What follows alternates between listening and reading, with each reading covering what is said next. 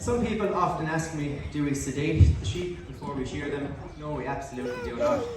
If you had to sedate 20,000 merinos on the station before you shore them, you wouldn't have much money left after selling your wool.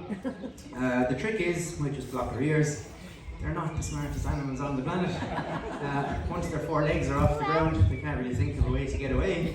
And more often than not, they just sit here nice and calmly like this one.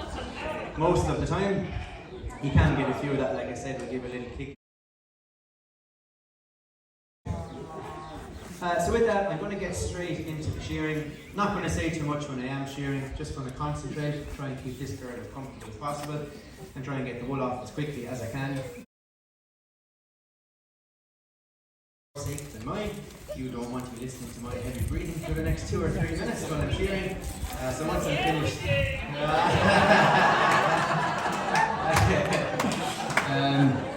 so once I'm done, I'll flick it back on again.